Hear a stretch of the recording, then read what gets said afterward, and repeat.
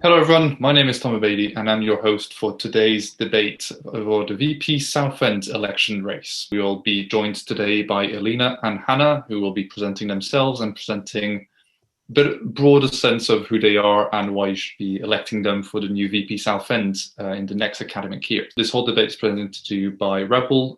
We will be doing a post-debate video in the future to have everything called together. The aim is to have all candidates answer the questions that I have prepared, but also that have been sent in previously, as well as two questions which they have prepared as well in advance. But if you have any questions, as I've said in the chat, you can send them to Jenny, who is the moderator, who will forward them on to me. Try and make them open-ended for both candidates and not aim for promises, as they cannot make any manifestos for next year. Firstly, welcome. Hope you have a good day today. And we're going to get to know you a bit better. So let's start with your name, what you study. Obviously, you're both from Southend, but what year are you in? So Alina, do you want to get us started? Hi, everyone. My name is Alina. I am doing marketing and I'm currently in third year, obviously studying in Southend campus. Thank you. And Hannah? Hi everyone, obviously I'm Hannah and my pronouns are she, her. I am a third year acting and community theatre student, so yeah, I'm an East 15er. Great, thank you very much. So I think we're going to start with the two questions that you have prepared. So the first one is, what do you think you would be able to bring to the role, Hannah? So as VP Southend, I know for a fact I'm going to bring like a really positive and upbeat vibe. Like it can be a party every day if you want it to be. But on the other hand, I am very serious and very driven and dedicated. And I like to do things, not just talk, like sit around and talk about things. So I will bring action as VP. And I will also bring like, I don't know, I want to do this for the people. So I am bringing myself as I am. I'm not going to pretend to be anything other than I am, bringing honesty and transparency, because I think, especially as an institution, things can be clouded and things can be kind of like written in sparkling letters to make it like all seem like everything is well and nice. And we've seen that happen with COVID, but I will bring that honesty that students want to hear, like what's actually going on and how we can move forward. Great, thank you very much. And Alina? So I believe I bring fairly good understanding about all departments in Southend campus because of my previous experience working closely with both students and people who are working within departments as well. I understand the differences that East 15, EBS, and NHS are facing. And they are three very different departments, but at the same time, they are all here together. So I want to see those differences being challenged and bringing everyone together as well. I feel like I want to be a person that everyone can relate to when they come. They are new, they are fresh, maybe they are international, because I am international myself. I know that sometimes you need that extra warm smile to feel like home. Maybe sometimes you need that extra push to actually start and joining some kind of club or event or something like that to actually be involved in the community. Yeah, so I even mentioned that in my manifesto that I have a clear example of what kind of VP I want to be, which is warm, approachable, and someone who can you feel like you are talking with a friend. So yeah, that would be me as a VP. Great, thank you very much. So the next question is also one that you have prepared, is what are the biggest issues that students are facing at the moment? Alina, do you want to go again? I feel like there are three main issues that people are facing, and one of them would be directly related to studying, because obviously all the teaching and everything is not the way we expected, not what we really signed for, not what we wanted.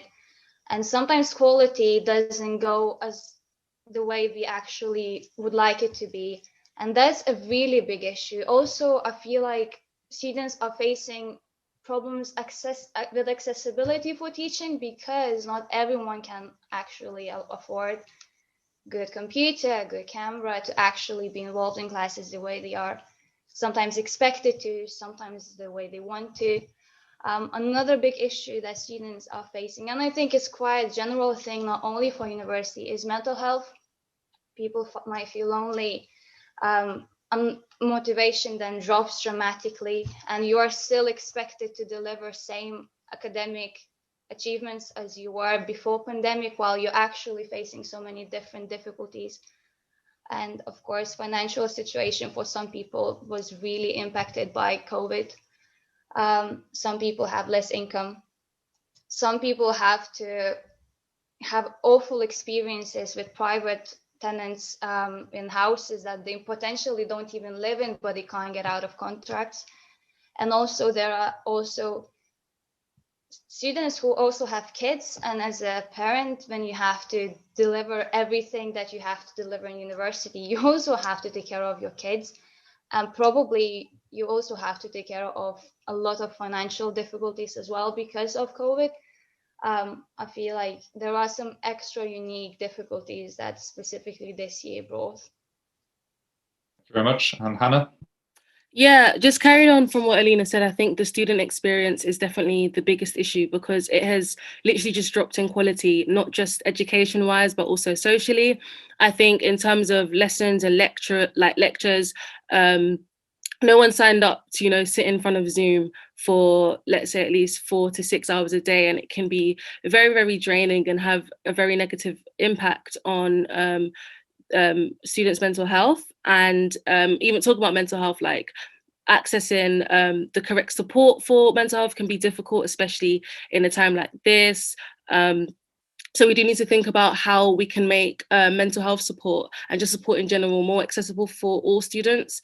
And going back to like the social aspect, like we're not being able to like talk to other students the way we used to be. Like after you finish a lecture, you don't want to just like spend another 2 hours on Zoom talking to your friends about like the latest gossip. Like that's something you want to do like at the pub or in someone's flat, and we just don't have that. So I think it's a really difficult time for all of us right now, and the quality of student experience has just completely dropped, and it's just such a shame that we are in the position we are in now. Great, thank you very much. Okay, so for the first question that I've prepared, and with obviously the student community at Southend who've sent in questions. So this is a rather long one, so I'm putting it in the chat so you can both read it as well. Southend is a campus where face-to-face has worked well in the past, but with the changes that have taken place over the last year, what do you think the SU's role should be in building an online community for Southend students? Hannah, can we start with you?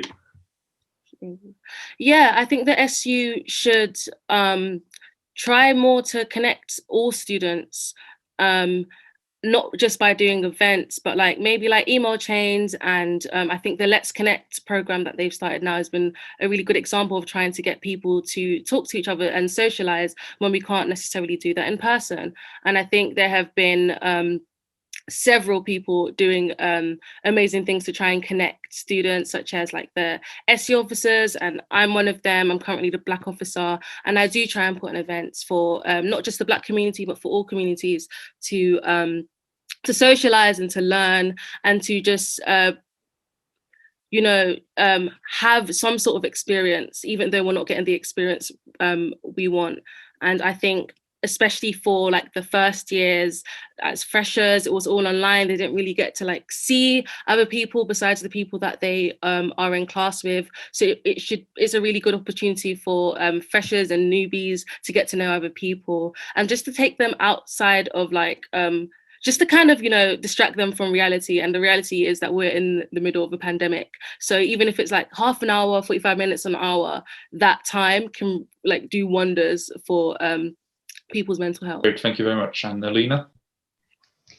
I totally agree with everything Hannah said, because socializing is very important and really missed thing nowadays. I also think the point that a lot of students miss from face-to-face teaching is just in general, sometimes chit-chat about the lecture itself.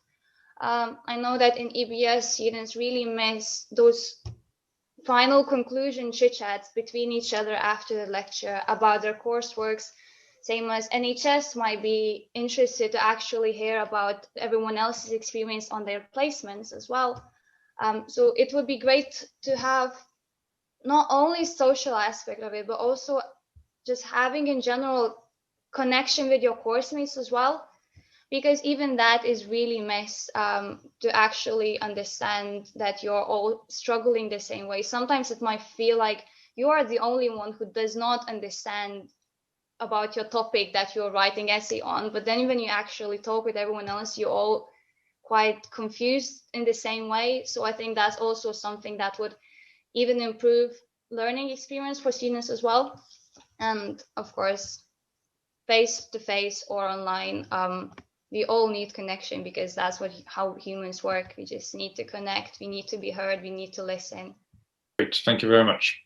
Okay, so you're talking about education and connecting and so on. There's another thing that's important is communication, and I think that's been really changed over the last year. So what do you feel would improve communications between departments? Alina, can you go first? Communication between departments, I think, would be one small step that would make a big difference if there would be a clear person that you can connect from departments. And I know that department lecturers and course leaders really are aware of who is in charge of specific departments, but students sometimes, when they want to reach out to, let's say, nursing department, they don't know who to reach out to. Or when you want to reach out to East 15, for example, offer some kind of collaboration event, you don't know, as a student, you not necessarily know who to reach out to. So I think it would be also nice to see those heads of departments to also step forward and be more visible between departments as well. Great, thank you. And Hannah? Yeah, just carrying on from what Alina was saying as well. I think having hyper visible people that are maybe points of contact, and also if we're talking about communication between departments and their students, I think there should kind of be not deadlines, but there's a lot of expectation from students to do things on time and to get things on time, and to let tutors know when things aren't gonna, if you're not gonna be in class, or if you're having problems with your coursework. But there's not the same energy for staff members who maybe miss deadlines, or don't hand feedback in at the right time, or who tell you that they're not going to be able to come to a class late. So I think having the same expectations that they have for students, for staff. And I think maybe if we're talking about departments interacting with each other as students from different departments, again, having points of contact that are very, very clear, and maybe even in a space or an event at the SU that says, well, if you're from EBS, get to know some E15ers, and if you're on dental care, get to know some people doing business. So, getting to meet different people that are on different courses. Great, thank you very much. Okay, the next question concerns student parents, which has been a very important issue, especially at Southend this year. What support do our student parents need currently and moving forward? Hannah? Yeah, I think student parents, they need to have, staff needs to be more understanding and considerate of current circumstances in terms of childcare. Their students, and they might not be able to afford childcare or have accessible childcare for their children, and that might mean they might not be able to make a lecture, or they might have to attend a lecture late. So staff need to be aware that there are some of their students who have reasonable circumstances why they can't be there, and maybe offer out support bursaries to help with the financial aid of childcare, making lectures and information more accessible outside of class time.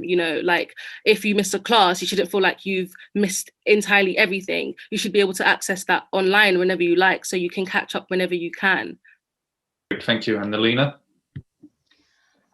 Yes, I agree that especially lecturers, should be more understanding, and I'd like to believe that they already are, because we are in this a whole year, and we all had a lot to learn. And being parent is 24/7. You can't take a break and just say, I have a lecture from 1 to 2, can you hold a minute? It doesn't work like that. So I think it's very important to make sure that things like listen again that we have for lectures are also representing the quality that you would get directly logging into the lecture.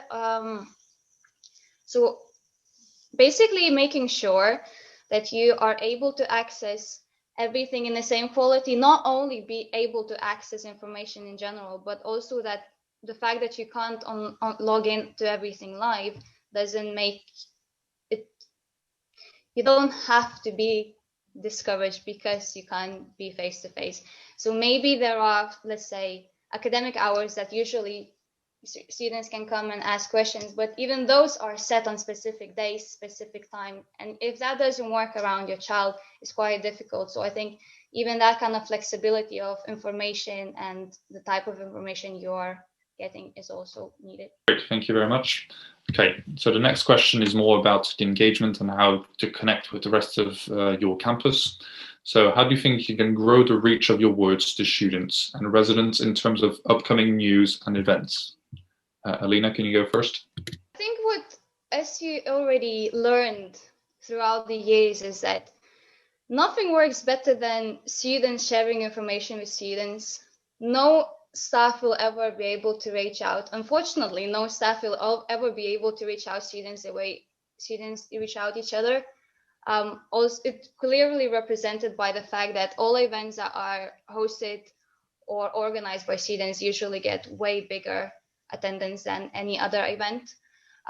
So I think it's making sure that students who actually want to be involved, people who want to be the ones sharing the word, are also the ones that get a chance to do it. And obviously we saw great work from SU Angels, from officers, from people who just, when office was open, would just pop in the office, get information and spread it all around the campus just like that.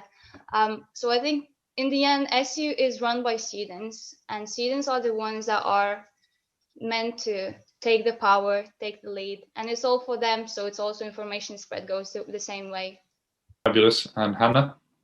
Yeah, I think even though everything is online at the moment, we can kind of use that to our advantage. I think social media is such a great platform to connect with students, like whether it be Instagram, Facebook or Twitter, like you're going to reach someone's going to see it. Might not be everyone. And I know this year and last year as Black Officer, I have a WhatsApp group for the Black community here. And whenever I've got events on or things I think they might be interested in, like opportunities, I just send it there to keep them posted and, you know, to see how they are every now and then. And I think emailing and like having like a regular email going out to all students saying, hey, this is what's going on. Like the VP for East 15, Ibrahim right now, like does a great job of doing that and keeping us all informed, whether it be, you know, a social event, a yoga class, or what the head of the school has just been saying. He keeps us informed, and that's something I'd love to do as VP, like keeping everyone informed of what's going on, like at least on a weekly basis.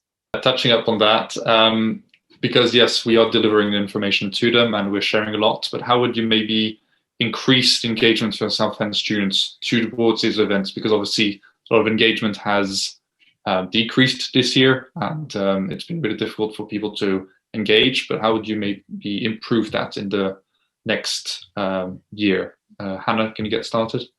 Yeah, I think it's just hearing what they want, because you're not going to go to something you don't like. If it's a speaker and like you're not interested in the particular topic, you're not going to want to go to that. So you have to hear from students what it is they want and how they want to be connected. Not everyone is on Facebook and not everyone is on Instagram. So you might have to have like, you know, a particular email that goes out at this time for the people that don't use social media. And for those that only rely on social media, make sure you're using that regularly as well. And just like not limiting yourself to anything. So if it is an email, I'm not just doing an email, I'm also, you know, doing whether it be WhatsApp or Facebook or Instagram, and just being consistent as well, trying to stay engaged. And again, going back to listening to people, communicating with different groups of people, different communities and different departments, and hearing what it is they want and they expect from their VP.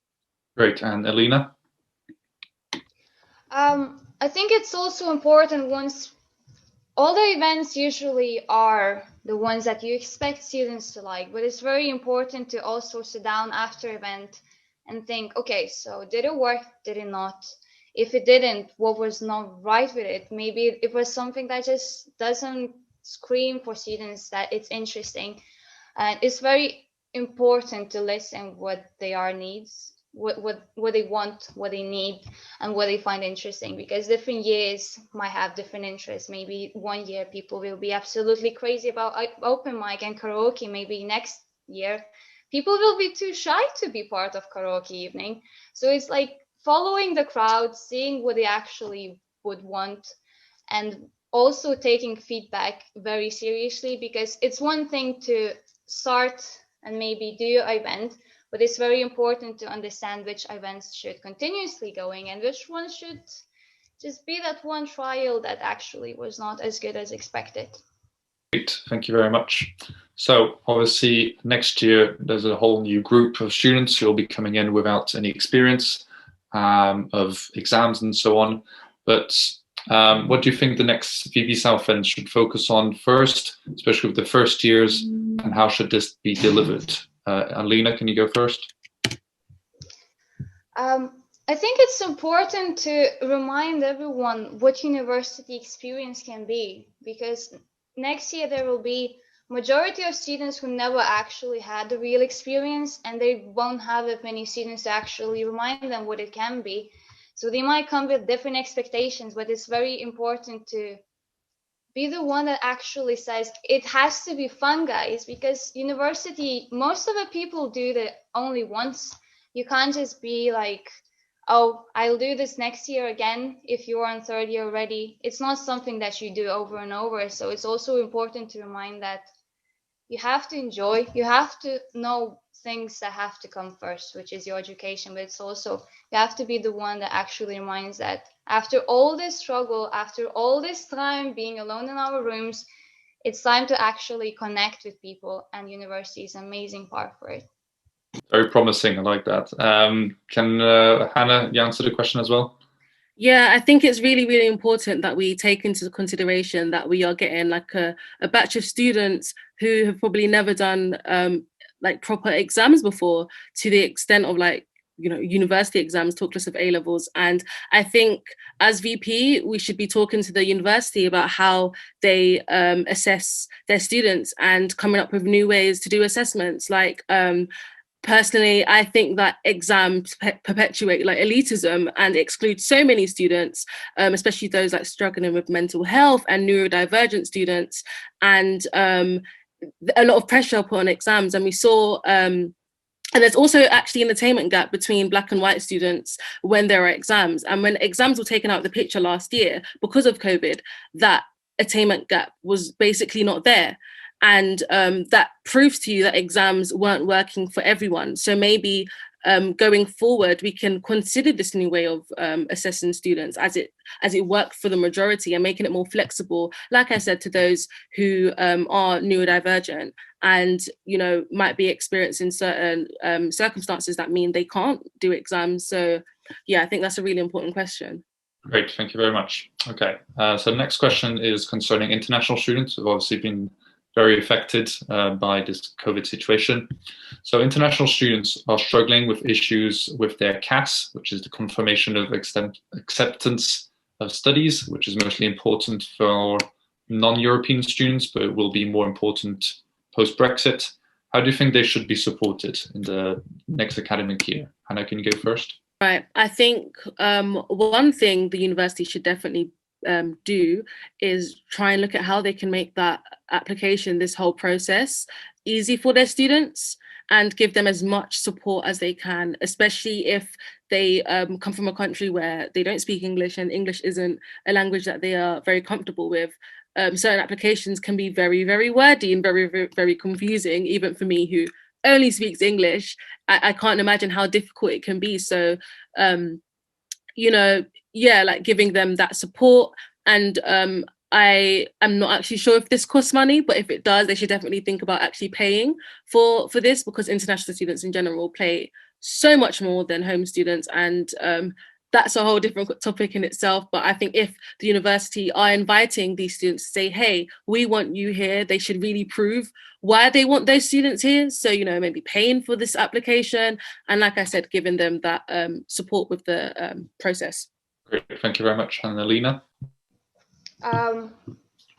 As a person who's speaking English second language, I think Hannah made an amazing point about how some of the applications can be really difficult for international students to fill in. And I think it's very important to point out, yes, all the support is everywhere. And when you look for it, you find it. But for some students who might actually need advice of how to fill this in, because I do not understand this, one-to-one meetings are more than needed, because once you do it once, you know how to do it again, and then potentially you can be the one that actually helps others as well. And I think one thing that different departments might be struggling with depending on the department is also attendance, because international students all around the world are based in different time zones. And then if you actually put the same pressure for attendance on all people who potentially have to wake up in the middle of the night to attend the lecture, is quite unfair. So I think hopefully for next year, we don't have to do this whole thing online and we can actually be everyone together. But if it does continue, or if there's, let's say, a chance to continue like this, if you want to, there should be more consideration and more flexibility for considering that there are students who are far away from here and they might be discouraged because of that to attend the lecture, as I mentioned, in the middle of the night. And yeah. Great, thank you very much. So that's all the questions we had today. I will mention a few details before we wrap things up. So voting starts on the 10th of March at 10 a.m. Any student can vote, even non-Southend students. You're all invited to vote, and it's really important for the engagements this year that everyone does get involved. There is obviously these two candidates, but there's also the candidate of Ron, which is reopened for nominations and is a candidate in itself. So yeah, that's pretty much it. I will give both of the candidates 1 minute to wrap things up, say maybe why they should vote for each candidate, and then that'll be it. So Hannah, do you want to get started? Yeah, I wish you all to vote for me, because I know I have the skills to do this, and I'm doing it because I care. I care about a community, this community, because I am a part of this community, and I want to be that voice that people can go to and be like, hey, this is my issue, and then be able to talk to the big guys on the top and be like, hey, my community are dealing with this. And you know, I'm really crazy about my 3 C's, and the first C is connecting. So like connecting all of the students together, not just in Southend, but all 3 campuses, because we all matter equally. And the second is communicating, making sure communication is clear, reaching out to everyone and making sure everyone is heard and listened to. And the last one is create, and I want to create an amazing student experience for people and create a great community. Great, thank you. And Alina? Throughout this whole experience in university, I managed to work as senior student ambassador, as faculty convener, which I would believe I did a lot, but it just reminded me how much more there is to do. And at this point, I just realized there's always more to do, and there's always a way to dig in problems deeper, cover them from the very bits. And I want to be the person who actually can help students to tackle their problems from the very bottom, from the very ground as well. But as well, I also want to be someone who can be smiley face when you're actually having a bad day, someone who might just listen to you when you feel like no one else is here to listen. So I am really passionate about actually connecting with people, especially when we are such a different bunch with such a different interest, different passions, different experience. And I think there's so much to learn from each other. And I would love to see not only me, every single person in Southend campus actually coming a little bit closer. Thank you. Great, thank you so much. So as I said, voting starts on the 10th at 10 a.m. Obviously, these candidates have answered to a lot of questions throughout this debate, but I'm sure they'll be open to answer more questions if you want to send some over, and I'll be campaigning and so on, and I'm sure they will until the 10th, until the results, obviously. So thank you everyone for coming, and please keep on joining the future debates. And this week and speak to you all very soon.